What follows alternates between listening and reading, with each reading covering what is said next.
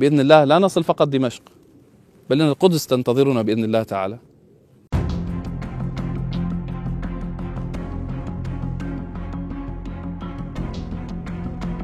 Sebuah pernyataan dari pemimpin kelompok militan Suriah, Hayat Tahrir Al-Syam atau HTS, Abu Muhammad Al-Julani, telah memicu perdebatan masyarakat dunia. Video menunjukkan bahwa Al-Julani memaparkan cita-cita besar kelompoknya untuk melampaui Damaskus. Dengan penuh keyakinan, ia menyebutkan Al-Quds Yerusalem sebagai target berikutnya. والله يا الأخوة أتيت وليس معي إلا 60 بندقية.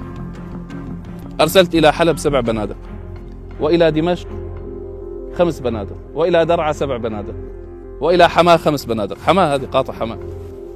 هذا كان كل ما عندي. ومن كان يأتيني مبايعا أقول له نحن أناس ليس عندنا شيء نعمل هكذا بالذي نستطيع عليه. Hayat Tahrir Al-Syam yang sebelumnya dikenal sebagai Jabhat Al-Nusra adalah salah satu kelompok militan jihad terbesar di Suriah. Dipimpin oleh Abu Muhammad Al-Julani, kelompok ini telah lama menjadi pemain utama dalam konflik Suriah. Namun, dalam video yang banyak beredar secara online, Al-Julani tidak hanya berbicara tentang Suriah. Ia bahkan mengungkapkan rencana besar untuk melintasi perbatasan menuju Al-Quds atau Yerusalem di tepi barat Palestina. ما لنا اليوم لا نخرج إلى غزوة إلا دبابات ومدرعات وكونكورس وعدة وعتاد وأعداد كبيرة. بس الفرق بكم قتلنا من العدو. ولذلك هي حرب أفكار وعقول أيها الأخوة. حرب إيمان، حرب عقيدة. يجب أن نستخدم كل المتاح حتى نحمي أهل السنة. يجب أن نستعمل عقولنا. يجب أن نتضرع إلى الله عز وجل. يجب أن يكون في أعظم لحظات الانكسار يجب أن يكون لدينا عزيمة قوية جدا، وأن لا نفقد الثقة بالله عز وجل أن الله عز وجل سينصرنا. هذا مما لا شك فيه الأخوة، فهو وعد صادق من الله عز وجل مكتوب في أشرف كتاب وهو القرآن الكريم. Al-Julani berbicara tentang bagaimana kelompoknya berkembang dari awal yang sederhana hingga menjadi kekuatan yang lebih besar. Ia menyebut bahwa perang yang mereka jalani bukan hanya perang senjata, tetapi juga perang ide, pikiran, iman, dan kepercayaan. Namun bagian yang paling mengejutkan dari video ini adalah deklarasi tentang cita-cita besar untuk melanjutkan perjuangan mereka ke Yerusalem setelah merebut Damaskus. بإذن الله لا نصل فقط دمشق بل إن القدس تنتظرنا بإذن الله تعالى. لا نبكي على شيء، نبكي على شيء واحد أيها الأخوة، نبكي على شيء واحد، إن قتلنا والله عز وجل ليس براض عنا. Pada video yang lain, sebuah pesan dari kelompok militan Suriah yang berhasil mencapai Masjid Umayyah di Damaskus juga tersebar luas.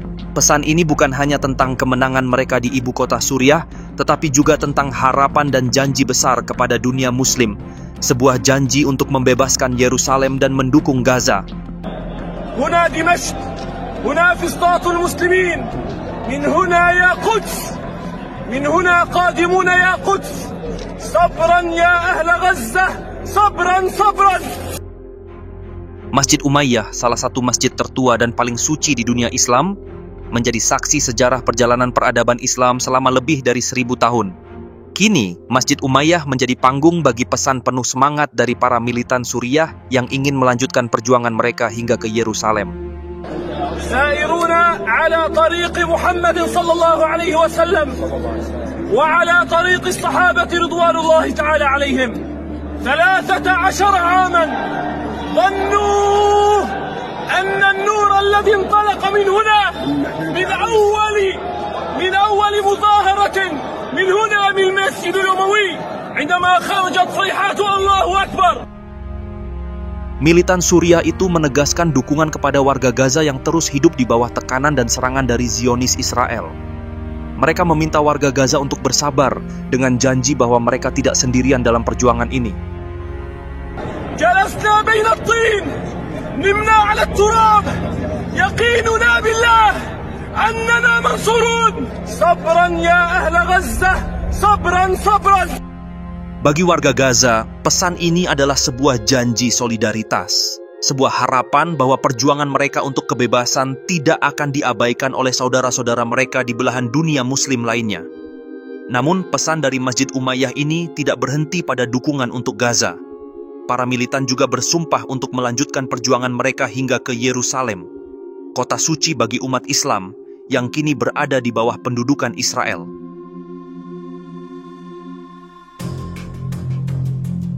فدخلنا نطع دمشق وندخل المسجد الأموي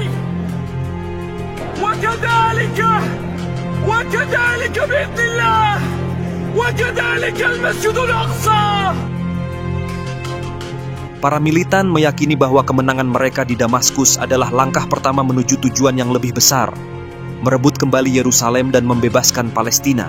Di sisi lain, Hamas Palestina memberi ucapan selamat kepada rakyat Suriah atas keberhasilan mereka dalam menumbangkan rezim Bashar al-Assad.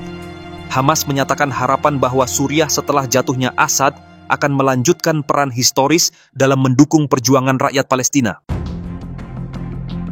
Kendati demikian, dalam wawancara dengan sebuah surat kabar Inggris, Al-Julani dengan tegas menyatakan bahwa ia tidak ingin Suriah dijadikan tempat bagi konflik besar yang melibatkan Israel dan tidak akan melawan serangan Israel.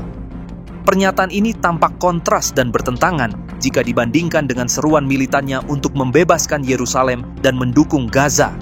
Namun, jika kita menggali lebih dalam, pernyataan-pernyataannya bisa jadi merupakan bagian dari strategi yang lebih matang, baik untuk mempertahankan fokus perjuangannya maupun untuk menghindari kehancuran lebih lanjut di tanah Suriah. Al-Julani tentu sangat memahami fakta bahwa Suriah sudah menghadapi kehancuran luar biasa akibat perang saudara yang berlangsung lebih dari 1 dekade. Jika Suriah dijadikan basis untuk menyerang Israel, ini hanya akan memperparah penderitaan rakyat Suriah sendiri. Hal ini dapat dilihat di mana sejarah menunjukkan bahwa konflik melawan Israel kerap melibatkan kekuatan eksternal seperti Iran, Rusia, dan Amerika yang memiliki kepentingan-kepentingan geopolitik sendiri di kawasan tersebut. Iran, misalnya, telah menggunakan Suriah sebagai jalur logistik untuk mendukung kelompok-kelompok seperti Hizbullah di Lebanon. Begitu pula, Rusia memiliki kepentingan strategis di Suriah, termasuk pangkalan militernya di Tartus dan Latakia. Jika Suriah menjadi basis serangan terhadap Israel, maka negara ini akan kembali menjadi medan perang bagi kekuatan-kekuatan besar, mengakibatkan datangnya penderitaan bagi rakyatnya. Dengan kata lain, pernyataan Al-Julani bahwa ia tidak akan menggunakan Suriah sebagai basis untuk menyerang Israel dapat dilihat sebagai upaya untuk menjaga kedaulatan Suriah dan mencegah negaranya menjadi alat bagi kepentingan negara-negara lain. Selain itu, Al-Julani bisa jadi sengaja menahan diri untuk tidak terlalu gembar-gembor tentang rencana melawan Israel. Sehingga, hal ini dapat dimaknai sebagai strategi untuk menghindari perhatian internasional yang dapat memicu respons militer dari Israel atau sekutu-sekutunya seperti Amerika Serikat. Israel, dengan dukungan dari Amerika, dikenal memiliki kemampuan militer yang sangat unggul, termasuk intelijen yang canggih. Jika Al-Julani secara terbuka menyatakan niatnya untuk menyerang Israel, maka ini bisa memicu serangan preemptif dari Israel terhadap wilayah-wilayah yang dikuasai HTS. Karenanya, Al-Julani bisa jadi hendak memanfaatkan pendekatan yang lebih cerdas, seperti membangun dukungan ideologis dan moral di antara kaum muslim di wilayah lain, termasuk Palestina. Hal ini sejalan dengan pernyataan Al-Julani sebelumnya bahwa perjuangan ini bukan hanya perang senjata, tetapi juga perang keimanan, pemikiran, ide, dan kepercayaan. Dalam pandangan ini, perjuangan melawan Israel tidak harus dilakukan melalui konfrontasi militer langsung, tetapi pertama-tama harus melalui penguatan ideologi dan solidaritas umat muslim di seluruh dunia. Meskipun Al-Julani menyatakan bahwa ia tidak akan menggunakan Suriah sebagai basis untuk menyerang Israel, ini tidak berarti bahwa ia menyerah pada perjuangan membebaskan Palestina. Sebaliknya, hal ini mencerminkan pendekatan yang lebih strategis untuk mencapai tujuan tersebut. Dalam pernyataannya, Al-Julani menekankan ia melihat perjuangan melawan Israel sebagai sesuatu yang lebih besar daripada sekadar konflik militer. Dengan membangun legitimasi di antara rakyat Suriah yang mungkin lelah dengan konflik berkepanjangan, Al-Julani bisa jadi berharap untuk menciptakan tekanan internasional terhadap Israel dan mendukung perjuangan rakyat Palestina dengan cara yang lebih efektif. Selain itu, Al-Julani mungkin ingin memastikan bahwa perjuangan melawan Israel dilakukan dengan membangun aliansi dengan kelompok-kelompok lain di wilayah Timur Tengah yang memiliki tujuan serupa, atau mendukung perjuangan Palestina melalui cara-cara non-militer, seperti bantuan kemanusiaan atau dukungan politik. Di sisi lain, dalam sebuah wawancara dengan media Inggris, Al-Julani juga menyebut bahwa alasan Israel untuk menyerang Suriah, yaitu kehadiran Hizbullah dan personel militer Iran, sudah tidak ada, sehingga rezim yang merebut zona penyangga setelah jatuhnya Assad minggu lalu harus meninggalkan wilayah tersebut. Dalam bagian lain wawancara, Al-Julani meminta agar negara-negara barat mencabut sanksi yang diberlakukan terhadap Suriah selama pemerintahan Bashar al-Assad.